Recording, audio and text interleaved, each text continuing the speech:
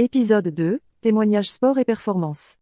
Alors Jérôme, bonjour. Bonjour. On se retrouve là aujourd'hui donc pour une interview. Je sais que tu consommes les produits Chrysler au niveau de l'alimentation et ce matin je venais te voir par rapport à l'utilisation qu'un sportif peut avoir des produits Chrysler, donc plutôt pour la gamme tonique, et les produits Crisport pour un sportif.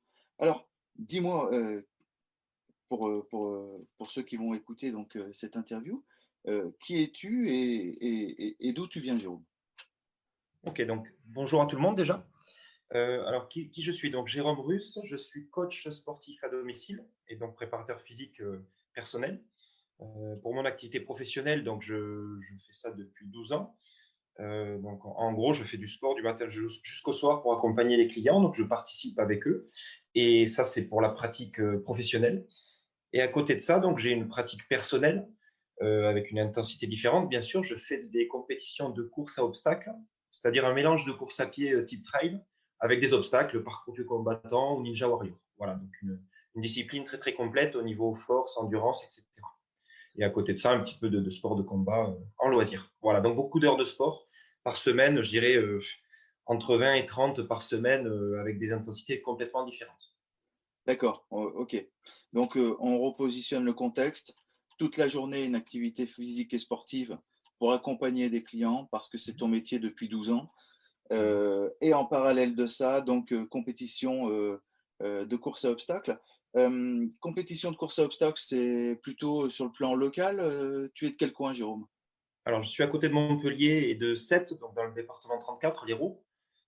Compétition, ça va dans toute la France et puis à l'étranger aussi sur de la compétition internationale jusqu'au championnat d'Europe, championnat du monde. Voilà. D'accord, ok. Ok, ça fait plusieurs années que tu fais ce style de compétition et ça t'a amené où jusqu'à maintenant?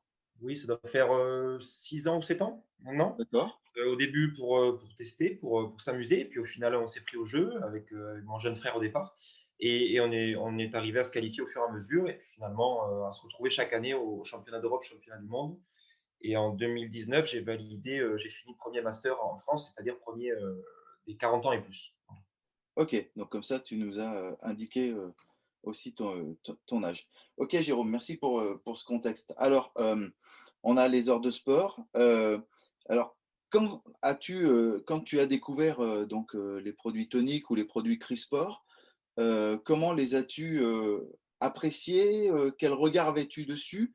Est-ce que tu avais déjà l'habitude d'utiliser d'autres produits il y a quelques années de ça pour tes pratiques sportives? Explique-nous un petit peu comment tu mets le sport, la compétition, la préparation, avec aussi une alimentation ou des boissons de ce type-là.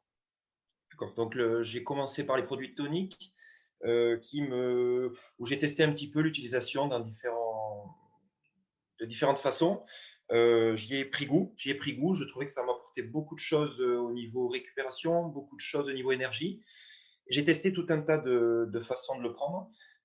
J'avais légèrement des inconforts à cause des fibres, je dirais, parce que j'en prenais énormément. Je pouvais prendre les fameuses 3 doses, je pouvais en prendre suivant les journées, suivant les moments de préparation, ça pouvait aller jusqu'à 6 peut-être 7 fois 3 doses dans la journée. D'accord. Euh, Donc ça, c'est les toniques. Euh, j'ai envie de dire enfin, avant, étant oui, donné que depuis le mois d'août, il y a eu des changements à ce niveau-là. On retrouve donc des fibres d'acacia dans le tonique qui permettent justement une meilleure assimilation, meilleure digestion. Et mhm. c'est vrai que ce que tu me dis là, c'est quand on avait à notre disposition uniquement les produits toniques dans la gamme Chrysler, c'est ça? Voilà, c'est ça, exactement. D'accord. Et donc, au fur et à mesure, j'ai commencé à trouver des méthodes efficaces. Et je me suis aperçu, c'est vrai que je ne le prenais pas trop près de la séance. Par contre, après, en récup, c'était très intéressant. Dans les moments de fatigue, etc., je rechargeais dans la journée, entre mes séances ou des choses comme ça. Et puis, dès qu'il y a eu l'apparition du produit Crisport, là, ça a été une révolution pour moi parce que j'ai carrément joué avec ces deux produits-là. Et c'est vrai que j'en suis arrivé avec un Crisport euh, très, très efficace et puis un tonique plutôt pour la récup ou des recharges par moment. Voilà. D'accord. Alors, Si on se met dans un contexte, donc le produit Crispor est sorti en septembre 2019, ça va bientôt faire 2 ans. On se positionne, tu es donc proche d'une compétition. Quelle est ton utilisation pour optimiser ta performance avec aussi bien le Crispor que le tonic? Est-ce que tu peux nous guider un petit peu sur ta façon d'utiliser les produits? D'accord, donc moi, ça va aussi se mêler à mon activité professionnelle en même temps. Donc, je vais être obligé de mélanger les deux. Donc, une préparation intensive qui va durer peut-être, suivant les compétitions, suivant les moments, entre 1 et 3 mois, on va dire, en gros. Donc là, je vais rajouter souvent un tonique dans la matinée. Je vais essayer de rajouter pour recharger un petit peu dans la matinée au niveau des sucres, etc. Quand tu dis un Par tonic, c'est combien de doses? Excuse-moi. Combien de doses? Quel type de préparation? Moi, je suis toujours en concentré 3 doses. D'accord. Voilà, vraiment une recharge à ce moment-là. Et après, l'hydratation pendant mes séances d'entraînement, je vais vraiment être sur le Crispor. Donc là, ça va être dépendre des séances d'entraînement. Si j'ai enchaîné des coachings et que je dois m'entraîner derrière, donc je me retrouve rapidement avec 2-3 heures, par exemple, d'intensité modérée et juste après ma séance. Donc là, dès les séances coaching, je vais commencer à prendre du Crispor à ce moment-là. Voilà, je vais prendre du Crispor et sur mes séances, par contre, Crispor obligatoire. Pendant la séance, pendant l'échauffement, des fois juste avant. Ça, c'est obligatoire. S'il m'en reste un petit peu, je peux le finir juste après. Mais en principe, voilà, c'est liquidé dans la séance. Et ça m'arrive sur certaines séances d'avoir où j'ai enchaîné des coachings plus ma séance où je vais prendre mes 3 doses de Crispor et j'aurai fini. Je vais reprendre 3 doses de Crispor derrière pour alimenter sur ma séance aussi. Voilà. Et D'accord. juste après, le tonique par contre. En récupération. Toujours en récupération. Voilà. Je vais vraiment l'utiliser dans les moments de semaine bien intensifs au niveau de préparation. Je vais vraiment des fois booster sur 3 doses de tonique concentré dans la matinée par exemple. Ensuite, je vais enchaîner des coachings. Si je sens que j'en enchaîne quelques-uns, il y a du Crispor dessus pendant la séance. Ça peut m'arriver de recharger sur un tonique au bout de 2-3 séances coaching. Ça va dépendre le laps de temps que j'ai avant de m'entraîner et également de mes repas, etc. Et par contre, après, moi, je vais partir sur ma séance avec mon Crispor obligatoire. Et dès que j'ai fini ma séance, le tonique obligatoire aussi à ce moment-là, en récup. Exactement. D'accord. Alors, je comprends peut-être pas tout, mais quel est l'intérêt dans une journée comme celle-ci de mettre de temps en temps du tonique et de temps en temps du Crispor? Qu'est-ce que ça t'apporte? Quelles sont les différences? Comment tu assimiles ça? Enfin, Moi, j'ai un petit peu l'image du tonique qui est une bonne recharge. Je sens qu'il y a vraiment du nutriment dedans. Il y a toutes les choses dont on a besoin pour faire des efforts, pour récupérer, etc. On recharge bien avec. Le Crispor, je le considère comme un goutte à goutte. Voilà, une belle plante qui est en train de pousser tranquillement. Elle a besoin de son goutte à goutte. Et en fait, au niveau assimilation, c'est parfait. C'est-à-dire que pendant l'effort, on n'est pas du tout gêné. Je suis un petit peu sujet quand même aux remontées. Quand j'ai un petit peu quelque chose dans le ventre, c'est toujours un peu compliqué pendant l'effort, puisque ce ne sont pas de petits efforts, vraiment, on est vraiment avec les tripes, entre guillemets. Et moi, je trouve que le Crispor, j'ai vraiment rien du tout en inconfort, donc il n'y a aucune acidité, aucune remontée. Vraiment, je ne suis pas du tout gêné par ce que j'ai dans le ventre. Par contre, je sens que c'est du goutte à goutte qui m'alimente au fur et à mesure de mon effort. Voilà. d'accord. Tu me parles de gènes. Est-ce que moi je connais pas du tout? Est-ce qu'il y a des produits que les sportifs utilisent et justement qui apportent ce style de gène? Plusieurs Oui, fois tu es revenu là-dessus. complètement. Moi, j'ai testé quelques produits il y a des années, donc j'ai jamais trouvé quelque chose qui me correspondait. Et en discutant avec les sportifs sur les préparations, on a tous le même problème, hein. Pendant qu'on fait de bons efforts, il y a quand même un souci, c'est que dans le ventre, c'est toujours compliqué à ce moment-là. Les efforts, on appuie forcément sur le centre du corps, sur les viscères, etc. Donc c'est assez compliqué. Donc il y a souvent un problème de tolérance, un problème des remontées gastriques, de l'acidité. Suivant le dosage aussi, s'il fait chaud, s'il fait froid. Et le Crispor, c'est vrai que moi je l'ai testé avec canicule et je l'ai testé avec froid. Je le teste dans tous les domaines au quotidien et dans tous les climats. Et je trouve aucun inconfort par tous les temps. Alors que suivant les produits, il va falloir le doser d'une certaine façon. C'est trop complexe à gérer et avec de la chimie dedans, bien sûr. Alors que sur le Crispor, on est quand même sur un côté bien plus naturel. Et moi, je le ressens. Je ressens vraiment cette différence. D'accord. Euh, on arrive bientôt à la fin. En termes quand on est dans l'effort, donc tes courses à obstacles, c'est à peu près combien d'heures de sport quand tu es en compétition? Alors, la durée de la compétition. Oui, La durée de la compétition, ça va vraiment dépendre des courses, mais globalement, on peut partir au plus court, on est sur une heure.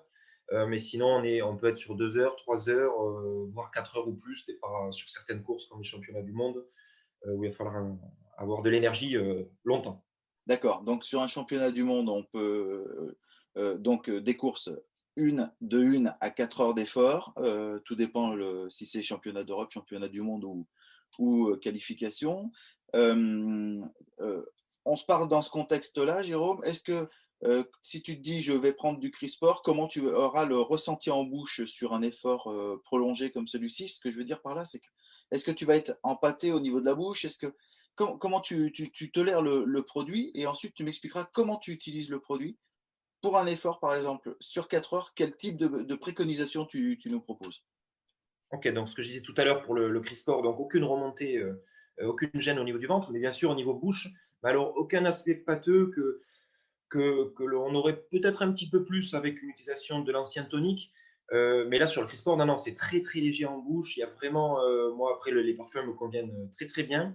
Et pas d'aspect pâteux du tout.